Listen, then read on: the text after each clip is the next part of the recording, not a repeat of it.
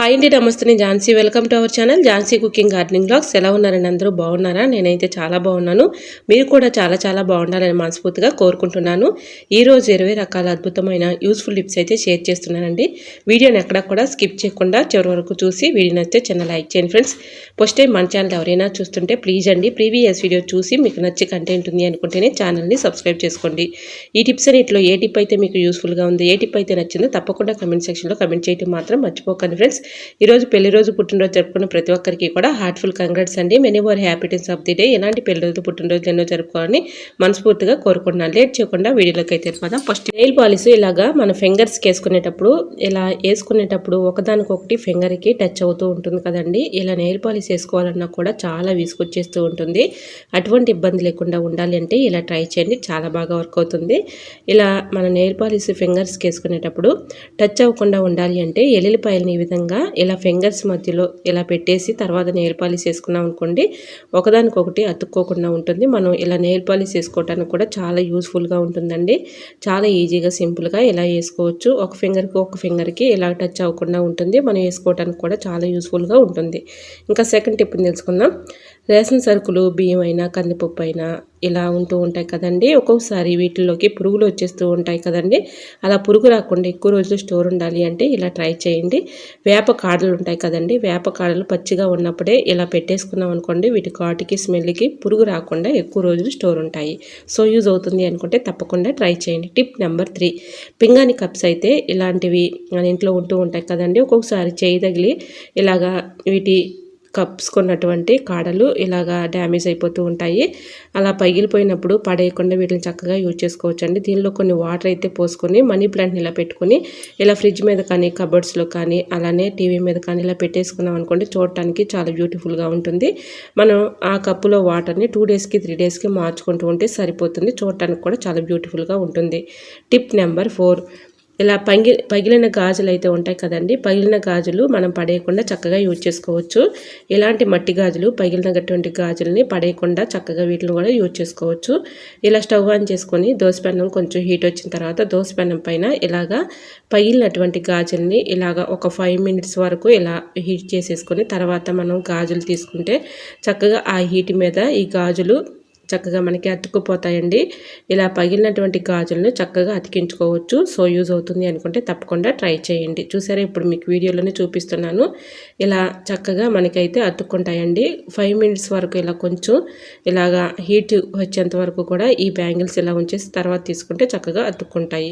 Tip number 5, ఒక్కొక్కసారి అనుకోకుండా మనకి ఇలాగా చేతికి గాయం అవుతూ ఉంటుంది కదండి. ఇలా గాయమైనప్పుడు మన గిన్నెలు కడగాలంటే చాలా చాలా ఇబ్బంది పడుతూ ఉంటాం కదండి. ఒకరి హెల్ప్ తీసుకోవాల్సి వస్తుంది. అటువంటి ఇబ్బంది లేకుండా ఉండాలంటే ఒక కవర్ని అయితే ఈ విధంగా పెట్టేసుకొని బ్యాంగిల్స్ని ఇలా చక్కగా పెట్టుకొని ఇలాగా క్లీన్ చేసుకోవడానికి చాలా బాగా హెల్ప్ఫుల్ అవుతుందండి.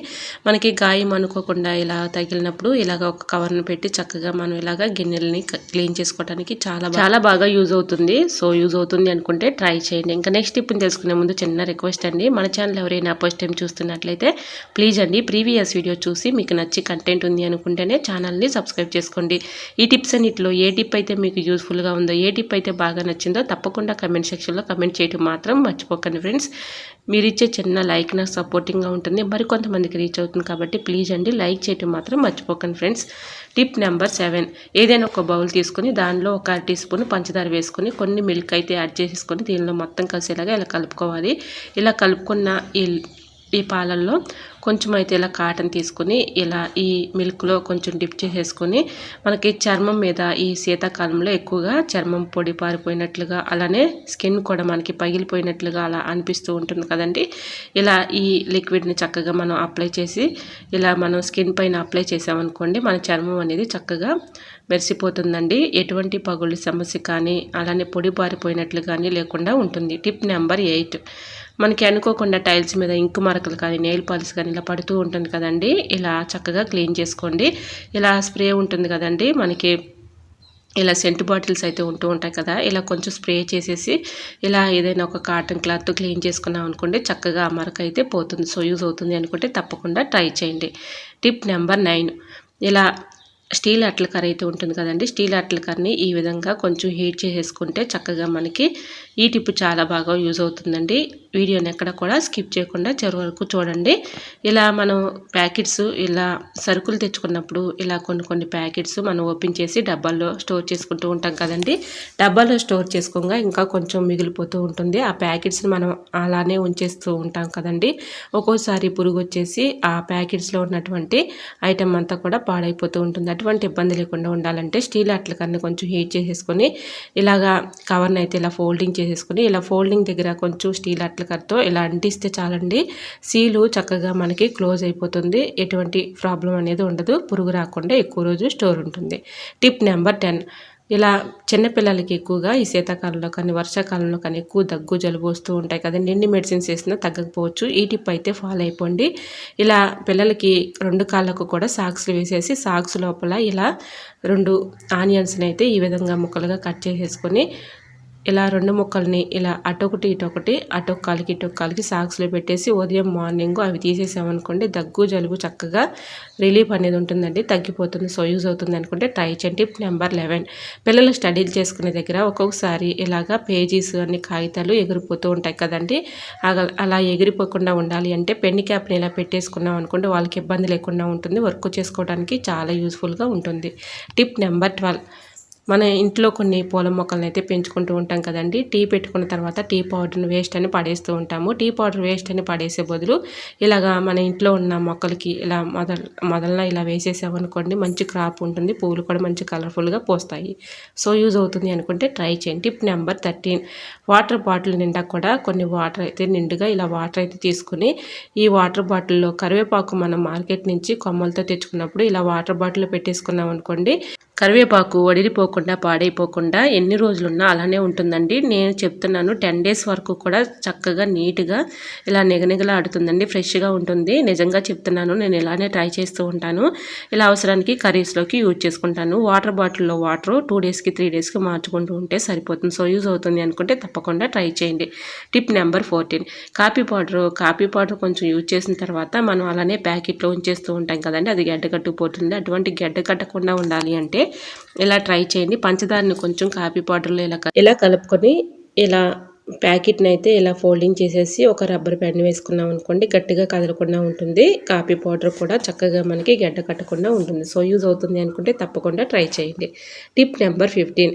ఇలా బ్లౌజులు అయితే మనం రోజు వాషింగ్ మెషిన్లో వేస్తూ ఉంటాం కదండి. ఇలానే వేసేస్తే ఇలా బ్లౌజ్ ఉక్స్లు వాషింగ్ మెషిన్ డ్రమ్కి అయితే పట్టేస్తూ ఉంటాయి కదండి. వాషింగ్ మెషిన్ కూడా పాడైపోతూ ఉంటుంది. ఇలా బ్లౌజ్ కూడా పాడైపోతూ ఉంటుంది. అటువంటి ఇబ్బంది లేకుండా ఉండాలి అంటే ఇలా నేను చెప్పిన ఈ టిప్ని ఫాలో అయిపోండి. ఇలా ఉక్సులు పట్టిని ఈ విధంగా ఫోల్డింగ్ చేసేసి ఏదైనా ఒక థ్రెడ్ లాంటిది కానీ ఒక రబ్బర్ బ్యాండ్ కానీ ఇలా వేసేసుకుని మనం ఇలా వాషింగ్ మెషిన్లో వేసుకున్నాం అనుకోండి వాషింగ్ మెషిన్ పాడవకుండా ఉంటుంది, బ్లౌజ్ కూడా పాడవకుండా ఉంటుందండి. మనకు కూడా చక్కగా ఎటువంటి ఇబ్బంది అయితే ఉండదు. సో యూజ్ అవుతుంది అనుకుంటే ట్రై చేయండి.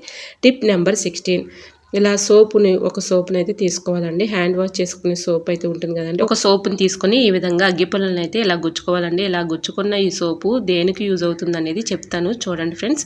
వీడియోని ఎక్కడ కూడా స్కిప్ చేయకుండా చివరి వరకు చూసి వీడియో నచ్చితే చిన్న లైక్ చేయండి ఫ్రెండ్స్. ఇలా సోప్కి అయితే అగ్గిపుల్లని అయితే ఇలా గుచ్చుకున్నాం కదండి. ఇలా కబోర్డ్స్లో బట్టల కింద ఇలా బట్టల పైన కానీ బట్టల పక్కన కానీ ఇలా పెట్టేసుకున్నాం అనుకోండి బ్యాడ్ స్మెల్ లేకుండా ఉంటుందండి, మంచి స్మెల్ వస్తూ ఉంటుంది. అలానే దీని కింద మనం బట్టల కింద ఒక్కోసారి చిన్న చిన్న పురుగులు చీమలు ఇలా బల్లులు బొద్దింకులు వస్తూ ఉంటాయి కదండి, అవి కూడా రావండి. ఒకసారి ట్రై చేయండి, చాలా బాగా వర్క్ అవుతుంది. Tip number 17. ఇలాంటి ప్లాస్టిక్ డబ్బాలు పెద్దవి మనం పడేస్తూ ఉంటాం కదండి, చాలా బాగా యూజ్ చేసుకోవచ్చు. ఇలాంటి డబ్బాలు ఒక డబ్బా తీసుకుని ఈ విధంగా స్టీల్ డబ్బాలు కానీ అలానే స్టీలు బాక్సెస్ కానీ ప్లాస్టిక్ బాక్సెస్ కానీ ఇలాంటివి చిన్న చిన్నవి ఉంటాయి కదండి, మనం ఎక్కడ పడితే అక్కడ పెడుతూ ఉంటాము, మర్చిపోతూ ఉంటాము. అటువంటి ఇబ్బంది లేకుండా ఉండాలంటే ఇలా పెద్ద డబ్బాలు ఇలాంటి చిన్న సైజు స్టీల్ డబ్బాలు కానీ అలానే ప్లాస్టిక్ డబ్బాలు కానీ ఇలా పెట్టేసుకున్నాం అనుకోండి పిల్లలకి ఏదైనా స్నాక్స్గా వేయడానికి చాలా బాగా యూజ్ అవుతుంది. అలానే ఒక దగ్గర ఉంటాయి కాబట్టి మనం తీసుకొని యూజ్ చేసుకోవచ్చు, ఎక్కువ ప్లేస్ కూడా ఆక్రమించకుండా ఉంటుంది. సో యూజ్ అవుతుంది అనుకుంటే ట్రై చేయండి. Tip number 18. వాటర్ బాటిల్ ఒకటి తీసుకుని ఈ విధంగా నేనైతే కట్ చేసుకున్నానండి. మధ్య పార్ట్ని తీసేసి ఇలాగ కింద పార్ట్ని పై పార్ట్ని ఇలాగా పెట్టేసుకున్నానండి. పైన పార్ట్కి ఇలాగా కొంచెం హోల్స్ అయితే పెట్టుకున్నాను. ఇలా నేను దీన్ని చక్కగా యూజ్ చేసుకుంటున్నానండి. ఇలా దీనిలో కొంచెం అయితే రాళ్ళు ఉప్పు వేసుకున్నానండి, అంటే గల్లుప్పు అండి.